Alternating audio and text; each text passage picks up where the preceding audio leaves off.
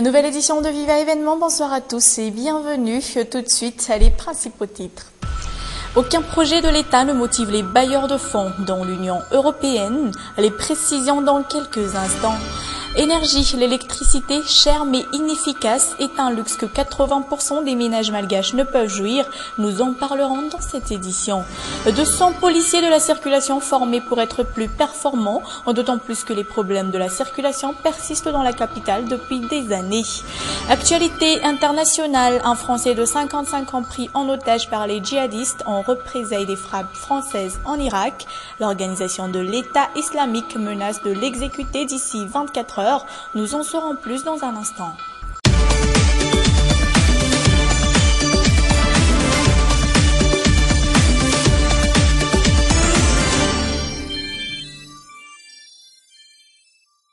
L'Union européenne est prête à aider Madagascar, mais jusqu'ici, aucun projet émanant de l'État ne l'a convaincu. L'inefficacité du gouvernement actuel est de plus en plus évidente. Les précisions de Touvrakut Njavouni. Au bout de 8 mois au pouvoir, le régime actuel ne parvient pas encore à redresser l'économie malgache. L'Union européenne est parmi les principaux bailleurs de fonds, mais jusqu'ici, elle a offert à la grande île un minimum d'aide pour la simple raison qu'aucun projet sérieux n'émane du gouvernement jusqu'alors. Quand je parlais des conditions, je parlais il y a quelques conditions à remplir, bien sûr, qui sont formées, surtout, mais il y a aussi une programmation et qui doit être fait de la part des autorités malgaches, la programmation. Un mois après sa nomination, le Premier ministre avait déjà présenté la politique générale de l'État, mais elle ne convainc pas l'Union européenne. Certes, elle a déjà offert à la grande île la somme de 56 millions d'euros. Sincèrement, c'est les opportunités que les agents économiques commencent à détecter, à voir à Madagascar. Convaincre les bailleurs de fonds, c'est le premier rôle que doivent assumer le président de la République et le chef du gouvernement. Jusqu'ici, de tous ses déplacements à l'étranger, le chef de l'État n'est revenu qu'avec des signatures.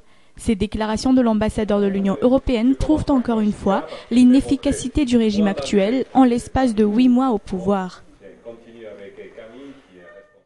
Législative partielle, sauf changement, la Cour électorale spéciale annoncera ce vendredi les résultats officiels des élections qui se sont déroulées dans les districts de Belle-sur-Tirbine, Sainte-Marie, Amband et Marvoy.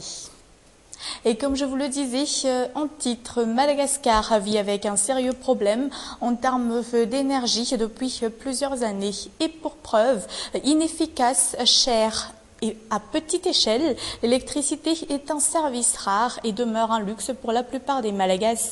Cela se traduit par un taux d'électrification de 23% au niveau national pour 30% en Afrique subsaharienne. D'ailleurs, ce pourcentage se voit réduit considérablement en milieu rural, soit 4 à 5%, d'autant plus que la plupart des énergies renouvelables demeurent marginales et constituent moins d'1% de cette offre. Et justement, puisque l'on parle d'énergie, l'électricité est très cher payée à Madagascar, comme on vient de le dire tout à l'heure, à savoir que 15% des dépenses fixes déboursées par les usines et entreprises sont destinées aux frais d'électricité, ce qui freine le développement de l'économie. Comment ces opérateurs gèrent-ils ce fléau? L'enquête est signée Zora Mianchou et Yves Janel. Si cette entreprise marche, l'électricité fournie par la Jirama y est pour beaucoup. Des dizaines d'appareils électroniques sont utilisés ici pendant 12 heures non-stop, à l'exemple des ordinateurs et des imprimantes. Nous n'éteignons jamais nos ordinateurs pour éviter de perturber le serveur, alors ils sont perpétuellement en marche pendant plus de 12 heures. Par conséquent, à chaque fin du mois, ils perçoivent une facture au montant de 158 307 ariars, une somme colossale comparée aux revenus mensuels. D'ailleurs, parfois, cette somme accroît sans raison. Tenez par exemple cette machine, elle est souvent éteinte, ce qui devrait faire baisser le montant des frais d'électricité. C'est pourtant tout le contraire qui se produit. Et ça, on n'arrive pas à comprendre pourquoi. D'ailleurs, chaque mois, nous constatons que la somme inscrite sur la facture est 2 fois plus chère comparée à nos revenus mensuels.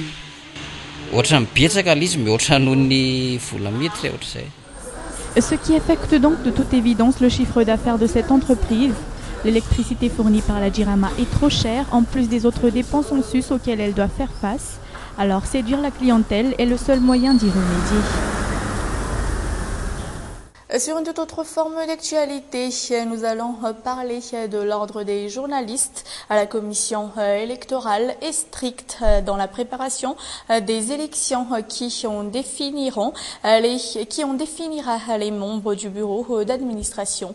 À noter que l'ordre des journalistes est parfaitement indépendant, c'est-à-dire qu'il ne repose sur aucune entité, surtout politique. Alors les candidats pour le titre de président, de secrétaire général et trésorier devront verser chacun la somme de 200 000 ariars et ceux pour celui de vice-président et conseiller verseront la somme de 100 000 ariars. Des sommes destinées aux élections, bien sûr. Le dépôt des dossiers se feront ce 6 au 10 octobre. Explication. Ces candidats se présenteront avant tout avec les raisons valables et claires qui les ont poussés à se présenter en tant que candidats, ainsi que tout ce qu'ils compteront apporter de bon au métier de journalisme à Madagascar.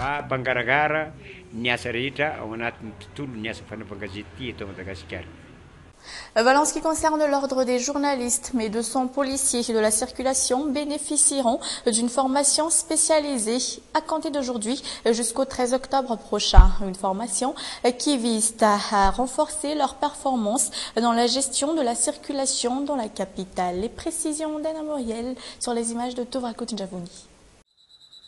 Ce père de famille est parmi ceux qui sont convaincus de l'inefficacité des policiers gérant la circulation. Je ne suis pas du tout satisfait. J'étais moi-même victime d'accusations de la part d'un agent de circulation. C'était un peu frustrant. Performance de la police de la circulation dans la capitale. 2 personnes sur 4 en sont tout de même satisfaites malgré plusieurs points à améliorer. Certains agents de la circulation réalisent des efforts considérables dans leurs fonctions. J'ignore qu'il existe encore des cas de corruption dont ils en sont les auteurs. C'est surtout cela qu'il faut améliorer. La police de la circulation est surtout perspicace dans la gérance de ceux qui gênent la circulation dans la capitale. Une nette amélioration a été vue du côté de Petite Vitesse. Avant, il y avait d'énormes bouchons et actuellement, grâce aux actions de la police de la circulation, on a noté cette fluidité de la circulation dans cette partie de la capitale. Les agents de la circulation travaillent bien, mais ce sont les routes et les parkings qui ne sont plus suffisants pour les usagers de la route. Ils font des efforts, mais les marchands ambulants ne facilitent pas leur travail. Mais l'efficacité de la police de la circulation dépend avant tout des usagers de la route. C'est une affaire de tous, les parkings insuffisants, l'étroitesse des routes, les marchands ambulants à gérer, le nombre de véhicules qui circulent en ville, ce sont des paramètres à considérer pour une fluidité de la circulation.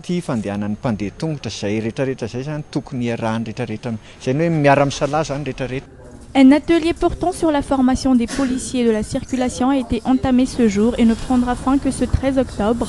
200 policiers bénéficieront de cette formation, ayant pour but de perfectionner leur performance.